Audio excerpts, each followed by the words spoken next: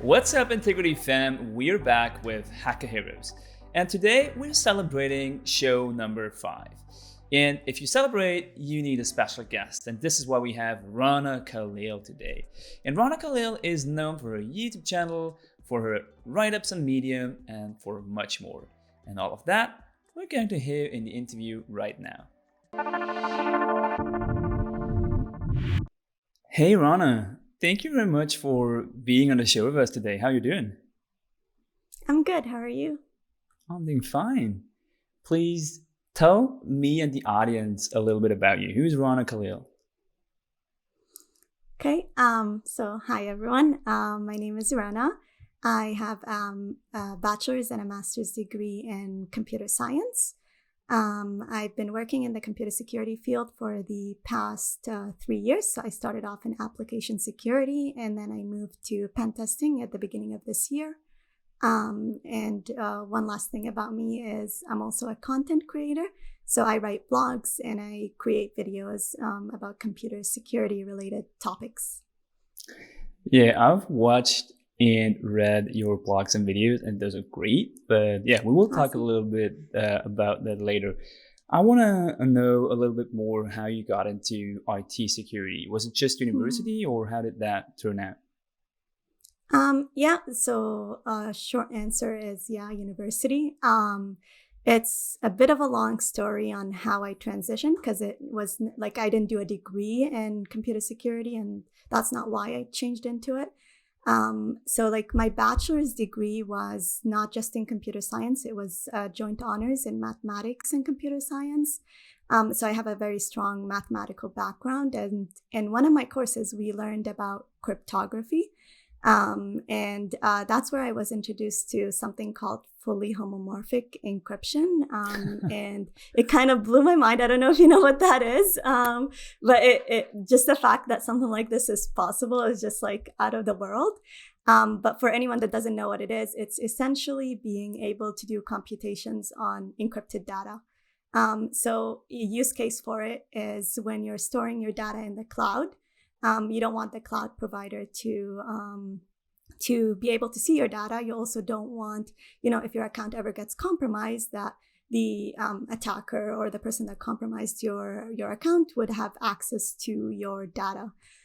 So what you could do is you store it in encrypted form, and what fully homomorphic encryption allows you to do is it allows you to send an encrypted query, so the query itself can be encrypted as well.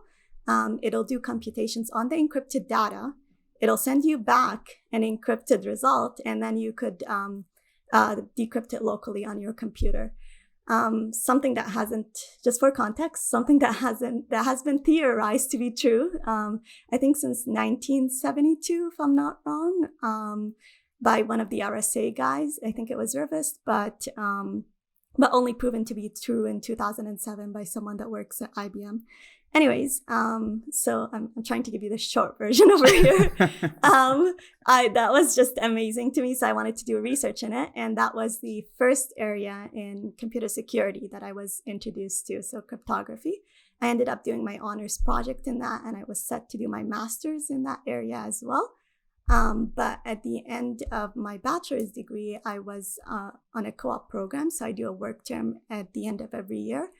And I worked for a small security private company. And so I was part of the quality assurance team. So not really security related, just making sure that the program functions the way it's supposed to. As a software developer, that's what I was hired as. And so what they ended up doing is they hired consultants to test the security of their systems. And when I learned what that means, I was like, well, shouldn't that be part of quality assurance? Because I shouldn't just be making sure that the application functions the way it should be. I also should be making sure that the application is secure as well. Absolutely, yeah. Yeah, so that's like something that I believed in, and I still do believe in, although it's something that will be very difficult to get to in the future. The fact that quality assurance individuals will, be capable technically in order to do secure assessments and ensure that the software is secure. But anyways, that was when I was introduced to application security. So my manager was like really supportive and was like, sure, you can do that portion. They still hired the consultants, obviously, because I was a beginner. But he was like, he could be in charge of also testing that as well. And so I knew nothing about it. So what I ended up doing is I bought the Web Application Hackers Handbook, which is considered to be the Bible of web app security. And I would read it at home, like spend considerable amount of hours reading it at home, and then come back to work the next day and apply everything that I read. And I think that was the first time I was introduced to application security, which determined what I ended up doing in my master's degree, and then what really helped me get hired into the job that the organization that I'm in right now. Which also helped me to move to pen testing later on during this year. So that's how I got started. That is pretty cool. There were so many things that you just said, but you've seen quite a lot of different fields. I mean, you have like insights into cryptography, quality assurance, and now security. That's pretty cool to have this like bigger picture and big background that you're bringing. I've seen and read that you're right now working as a senior IT security assessment specialist. So maybe can you like quickly tell me and the audience what that exactly means, because that's kind of a massive word over there. And what was like to you the most important to learn on your road to get that position? So for me, senior IT security assessment analyst is really just a title.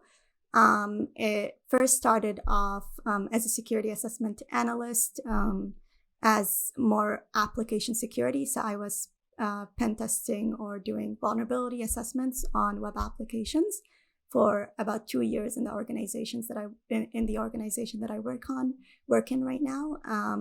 And then beginning of this year, I moved to pen testing. So what I do right now is full-on pen testing, regardless of the technologies that we encounter. So it's no longer just web apps. It's pretty much everything. Of course, that doesn't mean that every senior IT security assessment analyst does that. It depends on the organization. For me, it's just more of a role in pen testing. To answer the second question, what did I do to get there? So I said that my master's degree helped me get my job. I was like wondering what was the most important for you to learn on that road to get that position. What would you say is like, if somebody would go into the same direction, what would you recommend this person to do? What's the most important thing to pick up on the way? Oh, okay. So I'm not going to even mention any technical skills whatsoever, because just pen testing is such a huge field, and depending on what your pen testing is, you have to learn so much. So I think the most important thing that I learned is you have to be constantly willing to learn. And that's something that I started when I first started my job. So I'm an academic. I'm used to the academic system, which tells you if, you're going to have an exam at the end of the course, the exam won't have anything other than what you've been taught in the course. And if anything comes in the exam that you haven't been taught in the course, there's grounds to argue with the professor that it was unfair. So I kind of had that, and so I kind of had that mentality that, if you want me to do something, you either teach me how to do it, or you put me in a course or a certification, or you send me somewhere to teach me how to do it. And that was immediately destroyed for me the moment I entered the workforce. Because we're like in a constantly evolving field. If you're expecting someone to teach you or to find a book that exactly shows you like step by step how to do things, or even a certification, you're gonna fall behind so fast. So the one thing that I learned when I first started my job, it was a brutal journey to kind of unlearn all the bad habits that I learned in school. But the one thing that I learned is you have to be always constantly willing to learn, and you're going to have to be always willing to do it on your own. Of course, there's people that are there to help you, but it's not going to be guided in the same sense that university or college or school does it. Yeah. Mhm. Does that answer your question? Yeah, no, that absolutely answers my question, and I like that you're bringing this up because it's so important for everybody to understand that IT security is a constant learning path. Like this is definitely something Hmm. people need to understand when they're getting into the field. Maybe just Absolutely. like super briefly, is your mathematical background that you mentioned that you're having, is that still playing any role in your daily job right now? So the technical knowledge that I gained from my mathematical background, no, because so everything that you use in security, unless you're doing hardcore research in cryptography, then you'll use it. Otherwise, you don't want to roll out your own crypto, or like develop your own crypto, or anything of that sort, or your random number generator. Nope, So you want to nope, use nope. something yep, exactly. So you want to use something that's been already tested, and used by a lot of people, and gone through pretty much every form of testing you could to ensure that it's actually secure. So my technical knowledge in mathematics, no, it hasn't helped. But I think in terms of like soft skills, the analytical thinking uh, did really help. So Hmm. as you get like higher in your degree in mathematics, numbers start disappearing and math becomes all letters. And so it becomes really, really difficult. And you do approach like problems trying to prove theorems that have obviously been already proven, but trying to prove them again in your own way, or even in the same way, but try to get to the same conclusion that the original author got to. And that requires a lot of persistence and a lot of analytical thinking, which are skills that you need in your pen testing career as well. So I think that did help in that way, but the technical knowledge, no, not Hmm. yet. Yeah. But that still means like it helped you quite a lot in your career, which is nice because Yeah. it's good to know that everything you've learned in the past is still helping you nowadays. It's kind of a good feeling, I guess, to have. Yeah. I was looking at your profile on LinkedIn actually, and I saw that you Mm-hmm. are OSCP certified, and that obviously, first of all, shows that you continue to learn and learn and learn, which is what you told us a Yes. minute ago. But Yeah. what is your opinion on certifications? How important do you think that those are nowadays to land a good job? Mm-hmm. So I'll answer from two perspectives. The first is HR perspective. It depends on the country you live in and the job you're applying to. I heard in some countries, so I know pen testers that don't have any certifications whatsoever, and they're at the top of their field. Um, uh, Again, it depends on the country that you live in.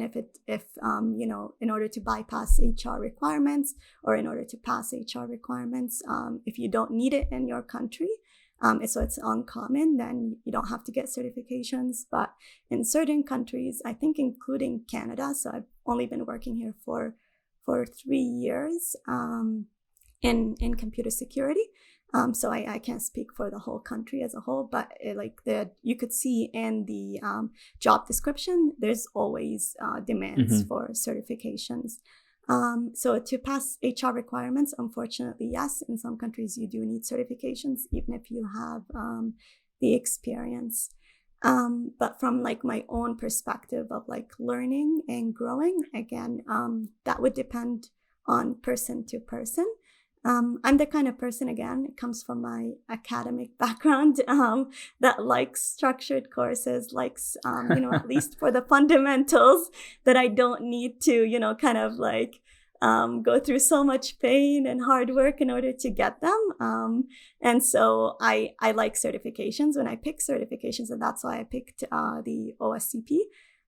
When I pick certifications, it has to be practical. So you have to get some hands-on knowledge with it. There are certifications that are multiple choice. I'm not going to name vendors, but like in a pen Hmm. testing field, if the certification is multiple choice, unless you're in like management of like pen testers, you're not actually doing the technical work. These certifications tend to be useless. Um, Yeah. so yeah, I picked the OSCP because it was practical, and I needed that fundamental knowledge when it comes to pen testing. But one other thing that I and this is not like an ad for OSCP or anything like that, but just from personal experience, one other thing that I liked from the OSCP was just the fact that you had to diversify your knowledge base in order to kind of finish the course and pass the exam. So not everything that you learn in the course will not everything I felt that you will either see in the exam or in the course was like covered in a guided step by step in the course. And so that really helped me unlearn the bad habits that I talked about at the beginning of the interview, because it was the first time that I kind of had to learn from like things like Hack the Box, things like Try Hack Me, learn from a bunch of different blogs and so on in order to actually be good at the area that the OSCP covered. And so I'm really happy that it helped me kind of change my mentality when it came to that. So let's move over to a different topic. I know that you are a content creator. So tell me a little bit about the media platforms that you use. Where do you host your content, and what exactly are you doing? Yeah, so I started off with Medium. That's where I wrote my Hack the Box write-ups or blogs for when I was studying for the OSCP. And then I think it was this year that I decided, I'm kind of, I no longer want to really do full-time kind of like blog writing. I want to step up a little bit and move to videos. And so right now, the other media platform that I use is YouTube. And that's where we cover the more application security related content versus network pen testing. Other than that, there's Twitter. That's where just I announce when a new blog is out or when a new video is out. And in the future, we're going to have Discord as well, where people could ask questions, because this way I could go back and forth versus, in a YouTube comment or a Twitter message. And yeah, I think that's it for media platforms. That's really cool. That's such a big number of platforms that you're covering over there. Where on all those do you see like the most interaction happening with your followers right now? Right now, it's through Twitter comments. So I'm, with having a full-time job and then content creation kind of feels like a full-time job as well. I don't really have time to respond to all the messages that I get. And so I'm backlogged on Twitter messages. I'm also backlogged on YouTube comments. But I usually definitely get to all the Twitter comments that I get. So I think that's where the most interaction is right now. But in the future, I see it happening most on Discord when that's available. Was there at one point any feedback or a message that you have received that made you laugh out loud, like almost burst into tears? Burst into tears, no, but smile. Weirdly, I get a lot of messages that say, I love your voice, which is so not the purpose of these videos. But so I don't appear in image in the videos. It's just me talking. And I get like at least a message a week. That's pretty saying it's something. nice feedback. It is nice feedback. But yeah, it just makes me smile, I guess, or laugh. Yeah, but that's it. All the other feedback is pretty positive. Surprisingly, I kind of expected, some trolls on the internet. But so far, none of that on my channel. Yeah. So maybe when I get a little bit more, quote unquote, famous or like more followers, attention. More attention. It'll attract people of all types, including the trolls. So we'll see. So far, the feedback is good. Is there something you wish people would do when they interact on like Twitter or Discord or wherever, all of the media platforms you mentioned with you? So like I said, so far the comments have been respectful, so I don't have any comment on on that. But one thing that I would wish people would do is either like watch the whole video or maybe a couple of videos in the series, because usually the answer is in the videos. Especially with the like Web Security Academy videos, like the way it teaches is it starts off at a starting point and then it just keeps upping the difficulty level. And so if you're watching something from like lab number 11 and you haven't watched lab 1 through 10, of course you're going to be facing having questions that, you know, I haven't covered in lab number 11 because I've already covered them in labs number 1 through 10. So I get a lot of those questions. And like I said, you know, with a full-time job and with content creation feeling like a full-time job as well, so that feels like 2 full-time jobs, it's difficult to keep up with everyone's questions. And usually the questions are answered in one of the videos or on Twitter or in a blog. So just a little bit of Googling usually gets you the answer that you want. So I wish people would do a little bit more research before asking questions. And then if they don't find their answer, feel free to ask the question and I'll try to get to it when I can. Yeah, that makes sense. And I mean, you were just saying it. If you have a full playlist and it goes really structured from like 1 to 10 or whatever, how many episodes you have, just watch the whole thing. Like it's not that hard. Exactly. I do have a question around your master thesis, and this is actually something you told me up front, that you were doing a comparison of web application security scanners. Can you briefly like tell me what you found out in that thesis? Yeah. So when before I decided to choose doing my master's, because that's important to my response, before I decided to do my master's in that area, it was that small private company that I was working at and first time introduced to application security. And I was immediately introduced to web application vulnerability scanners, which are essentially scanners that crawl your application and then look for vulnerabilities in the pages that it crawled.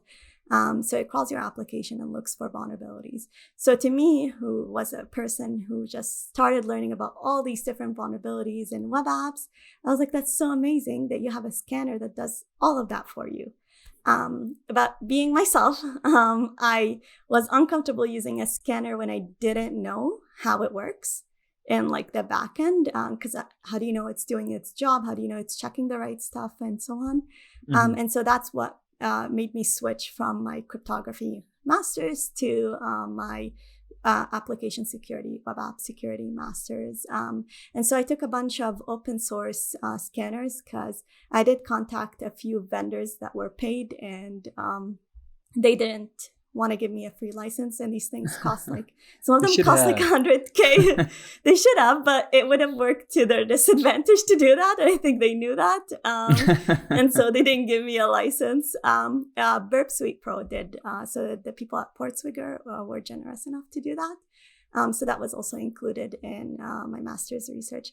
But yeah, so what we found is similar across all the scanners. The scanners, depending on the scanner that you were working with, they have a lot of difficulty crawling modern web applications. So an application that is purely built in JS, a scanner would have much more difficulty crawling that application. So finding the pages, finding all the different functionality and so on, the scanner would have much more difficulty crawling that application versus a traditional, 2000 application, year 2000 application. I know what you mean. And so that a modern day single page application is just ridiculously hard.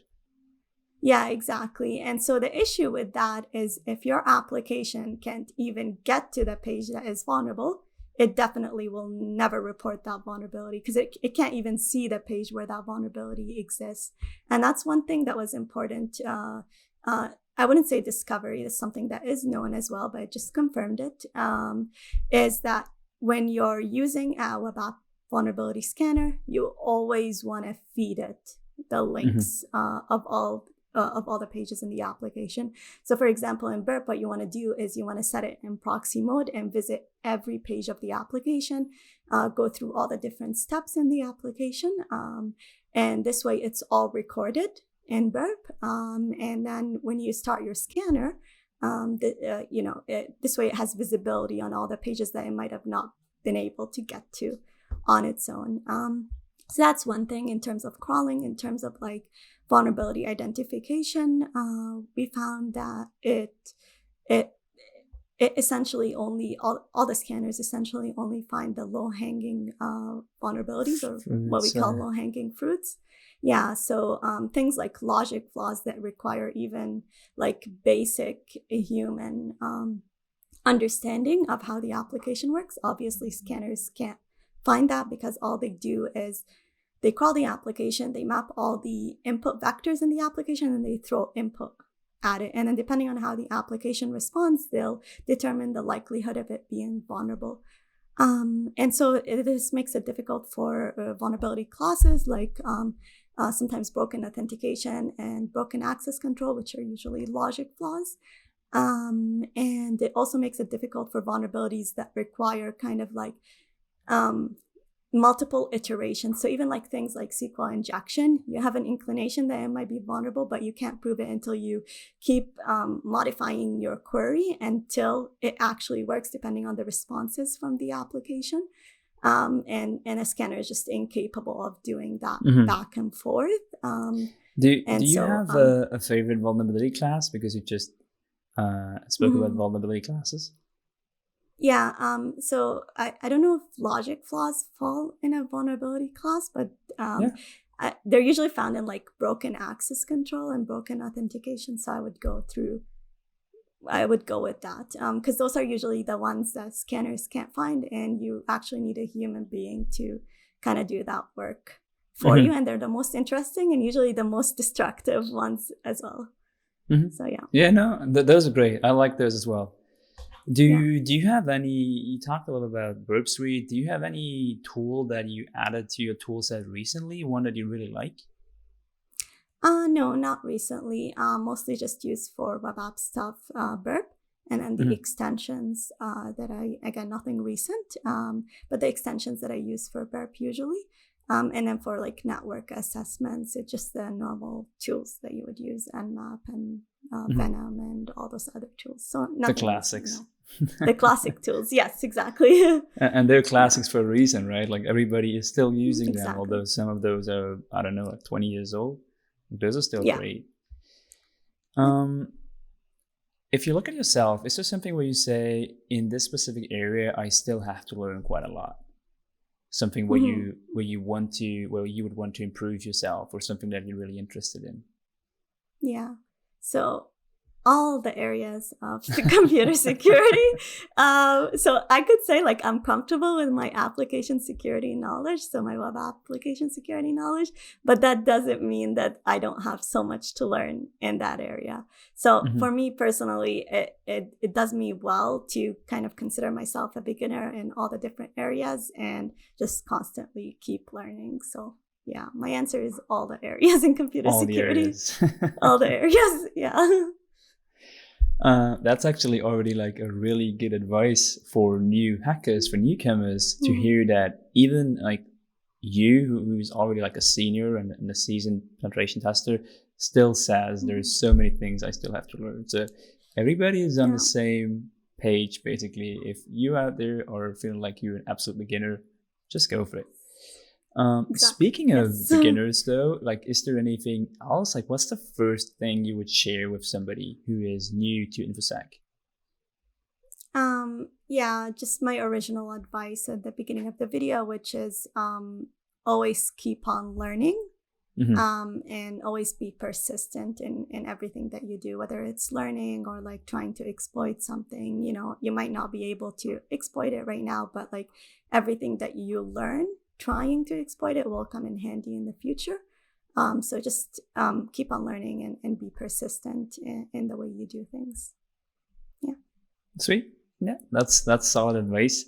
I do have a couple of fun questions for you right now. So those are going to be would you rather questions. Are you ready for those? Yes.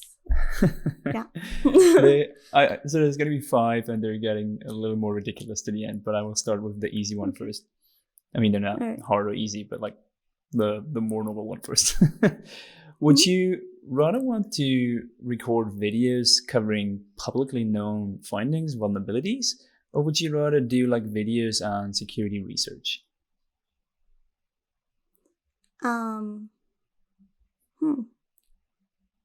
Security research if I had the time. Okay. Do you want me to elaborate on like my answers? Maybe quickly. Is it like a quick round of answering questions? Yeah, no. Like if you have something quick to add to that, I would definitely like to hear it, I guess. Yeah.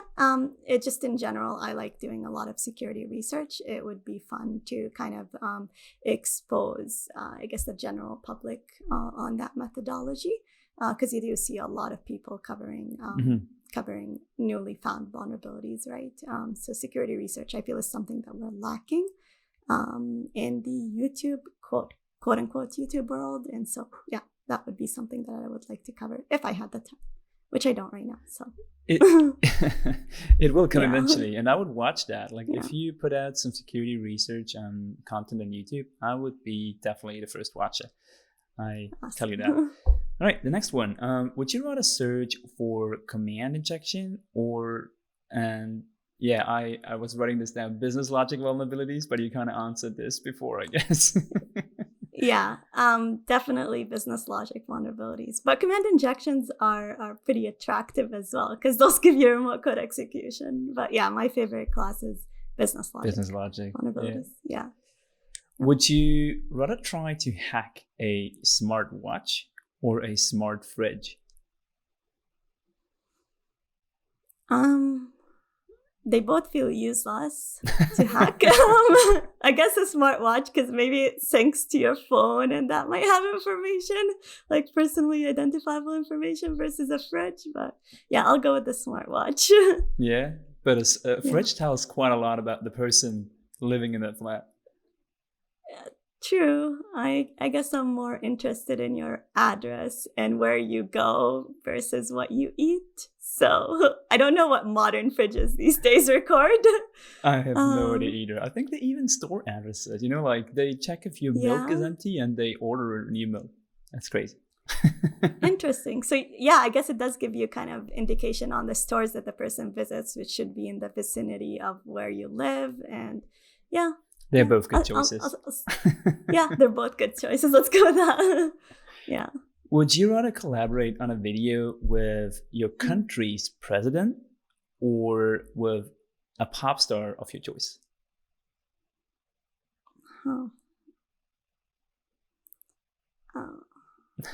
What kind of pop star? You can pick. I don't care. I would have said Britney Spears right now, but she's like a little old school by now. Oh yeah, and she's going through a lot. Let's go to president. I feel like that's more professional. I might do wonders for my career versus a pop star, which technically will give you attention and followers. Yeah, I don't know. Never really considered it, but I'll go with president for now. Okay. Yeah. It would both work if you make a video like teaching the president or teaching Britney Spears how to hack. That would get a lot of views. Yeah, that's true. Yeah, I don't know. Would you rather become a gardener or a coffee shop barista after your InfoSec career? And I know a lot of people always say like, once I'm 50, I'm getting out of InfoSec. So this is where this question is coming from. Coffee shop barista. Just because it's less physical work than gardener. Okay. I don't do any physical work, so okay. Yeah. And you always get to drink the nice coffee. And the coffee too. Like how can I forget? But yeah, no, I actually don't have plans on kind of like getting out of InfoSec after 50. Of course, I'm still like 3 years in, so haven't burnt out yet to make these plans. But yeah, if it was between the two options, it would be the coffee one. All right. Yeah. I actually don't have any more fun questions. Do you have, before wrapping this up, do you have any last thing you want to share with our audience? Any shout outs to mentors, hackers, YouTubers, you name it? Then I guess now's the time. Yes. Yeah. So I always say when you're in this field, you're always standing on the shoulders of giants, whether you've met them or not. So for the people that I have met and have like directly mentored me, a lot of them are not like public personas, so naming them would be a bit useless. And so they know who they are. And there were many of them. In terms of public personas, I think I could think of two, like people that, someone listening to this interview would recognize. So one is Tanya Janka. We used to live in this same city before she moved. And she was actually my mentor when I first started my master's degree. So it was the first OWASP meetup that I attended. Sweet. They were holding mentorship for the first time. And I asked her and she said yes. And she introduced me to all the right people, got me my first speaking kind of gig at the B-Sides conference and so on. So big thank you to her. Going under the name She Hacks Purple, by the way, if anybody's interested. Yes, she on Twitter, she's She Hacks Purple, but I just assume everyone knows her. She's pretty famous in the InfoSec world, InfoSec Twitter world. Yeah, she is. Yeah, and another person which I haven't met personally or even talked to personally is Ipsec. So goes by the name, by the Twitter handle at Ipsec. And his videos helped me tremendously when I was studying for the OSCP and were motivation for me creating my my YouTube channel and the style of like going in depth and explaining everything in depth. I kind of got that from him because you see a lot of people go like, if you want to go viral on YouTube, you have to create short content and like edgy content and whatever, even if it's InfoSec related. But I didn't care about that because like I found tremendous value in his videos the way they are. And so I'd like to keep my videos like that, even if it means that it's a smaller number of people, it reaching smaller number of people. So shout out to him for, spending a lot of his time creating videos. He actually has like a really big number of viewers though. Like I think he's about 200, 300K. I don't know by heart, but like he definitely has at least 100K followers on YouTube. So I think, if I remember correctly, but yeah, it just I love his content and kind of aspire my content to be similar to that. I'm sure there's more people that I can't remember off the top of my head right now. But again, everyone knows who they are. The people that have helped me, which were a lot of people. Yeah, and that's it. All right. Thank you very much for that. We will actually link your YouTube channel in our description. So if you want to check out Rana's work on YouTube and also on Twitter, go make sure to check it out. And yeah, thank you very much for having me. Yeah, thank you very much for being here. And I hope that I will meet you in person at one point in time.